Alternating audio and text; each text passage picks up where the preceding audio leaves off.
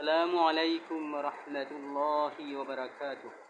সম্মানিত ভিউয়ার্স, সমস্ত মুসলিম বিশ্ব যাদেরকে বিদআতি হিসেবে চিনে, যাদেরকে আহলুল বিদা, আহলুল আহওয়া, আহলুল যায়গ, আহলুল দালালা বলা হয়, তারাই বাংলাদেশে সুন্নি বা আহলুস সুন্নাহ ওয়াল জামাতের পসরা সাজিয়ে বসে আছে। অত্যন্ত দুঃখজনক ব্যাপার। কিভাবে সমগ্র বিশ্বে যারা বিদআতি, এরা বাংলাদেশে সুন্নিয়তের পতাকাবাহী, সুন্নিয়তের পসরা সাজিয়ে বসে আছে? কি বা তার কারণ? তার কারণ হচ্ছে যে তারা যখন দেখল যে তাদের বিদআতের দিকে লোকজনকে তারা পাবে না, লোকজন তাদের থেকে সরে দাঁড়াবে, লোকজনের হাদিয়া, তোহফা, মান্নত, খতম এইগুলা তারা পাবে না। কাজেই মানুষকে তাদের কাছে বিরাতে হলে তাদেরকে একটি কাজ করতে হবে, আর সেটি হচ্ছে তারা তো আমলান সুন্নি না, আবার এতেকাদানও সুন্নি না, অর্থাৎ কর্মে এবং বিশ্বাসে তারা সুন্নি না। তাহলে সুন্নি যদি তারা না থাকে, তাহলে তো লোকজন প্রথমেই যাচাই করবে যে তোমাদের দলে যে আমরা আসব, তোমরা কি সুন্নি? তাহলে তারা এখানেই আটকে যাবে। তাই তারা চিন্তা করলো যে আমাদেরকে প্রথমে যা করতে হবে সেটা হচ্ছে আমাদেরকে প্রথমে মানুষকে অবগত করতে হবে যে আমরা সুন্নি। সেটা কৌলান হোক, অর্থাৎ মৌখিকভাবেই হোক। কাজেই তারা মাঠে নেমে গেল।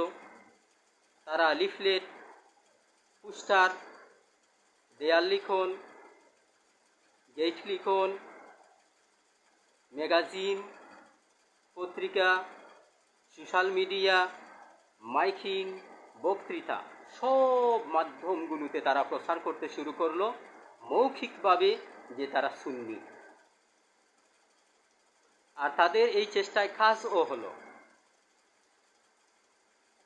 যারা ইসলাম সম্পর্কে মোটামুটি অজ্ঞ, তারা তাদের সুন্নিয়তের দাবির কাছে নতি স্বীকার করলো, তাদেরকে বিশ্বাস করতে শুরু করলো যে তারা আসলেই সুন্নি, আর তাদের দলে বিরতে শুরু করলো।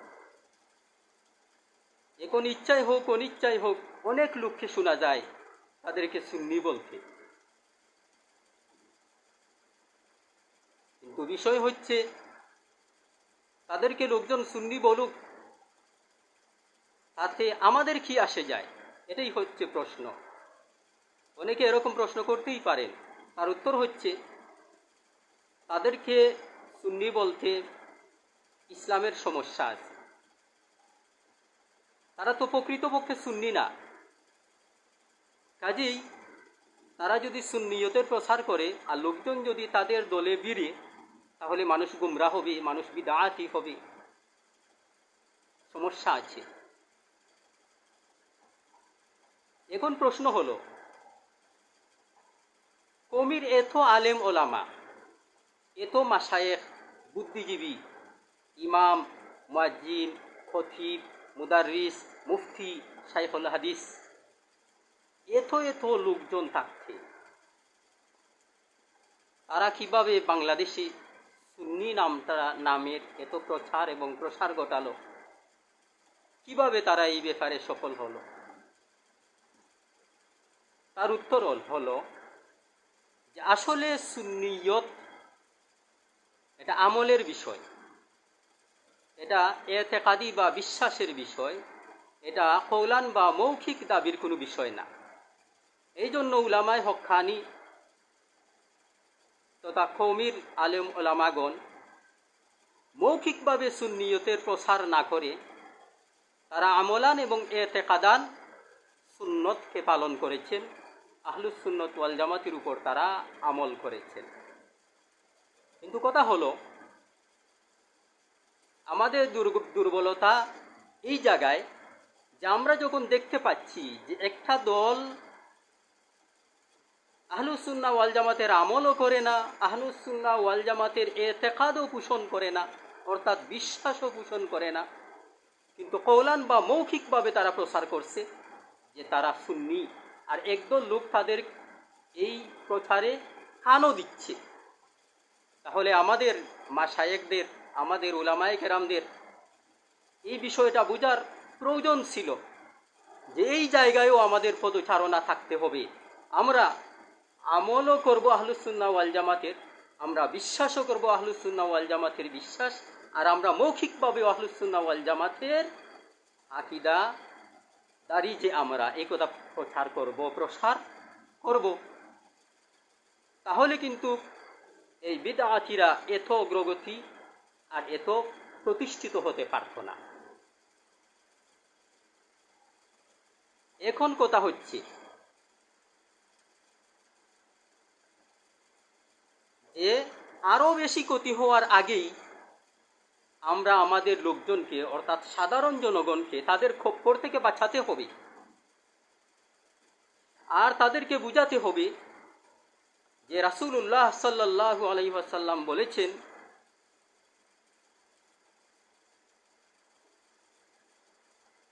ইন্না বানি ইসরাঈলা তাফাররাকাত আলা সিনতাইন ওয়া সাবঈনা মিল্লাহ, যে নিশ্চয় বনি ইসরাইলগণ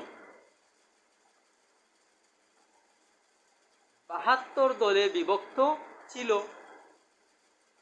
ওয়াতাফতারিকু উম্মতি আলা সালাসিন ওয়া সাবঈনা মিল্লাতান, আর আমার উম্মত ৭৩ দলে বিভক্ত হবে। কুল্লুহুম ফিন্নারি ইল্লা মিল্লাতান ওয়াহিদা, এই ৭৩ দলের সবাই জাহান্নামে যাবে, শুধু একটি দল ব্যতীত। একটি দলই মাত্র মুক্তি পাবে, বেহেশতে যাবে। ক্বালু মান হিয়া ইয়া রাসূলুল্লাহ, সাহাবায়ে কেরামগণ বললেন, ইয়া রাসূলুল্লাহ, কারা কারা যারা বেহেশতে যাবে, যারা মুক্তি পাবে? ক্বালা মা আনা আলাইহি ওয়া আসহাবি, রাসূলুল্লাহ সাল্লাল্লাহু আলাইহি সাল্লাম উত্তরে বললেন, যারা আমার এবং আমার সাহাবীদের মতাদর্শে বিশ্বাসী, তারাই হলো মুক্তিপ্রাপ্ত দল, যারা বেহেশতে যাবে, অর্থাৎ আহলুস সুন্নাহ ওয়াল জামাআহ। আহলুস সুন্নাহ ওয়াল জামাআহ ই হলো একমাত্র দল যারা মুক্তিপ্রাপ্ত দল, যারা মুক্তি পাবে, যারা বেহেশতে যাবে। কাজেই নামদারি আহলুস সুন্নাহ ওয়াল জামাতের পিছনে না ছুটে প্রকৃত আহলুস সুন্নাহ ওয়াল জামাতের দলে ভিড়তে হবে, এই কথা মানুষকে বুঝাতে হবে। কাজেই অনেক দেরি হওয়ার আগেই আমাদেরকে এই কাজটি করতে হবে যে এই সুন্নি নামক এই বিদআতিদের দল থেকে আমাদের লোকজনকে বুঝিয়ে শুনিয়ে আমরা ফিরিয়ে নিয়ে আসতে হবে। আর এই জিলাফি হুজুরদের খপ্পর থেকে লোকজনকে রক্ষা করতে হবে মারাত্মক ধরনের ডায়াবেটিস হওয়ার আগে।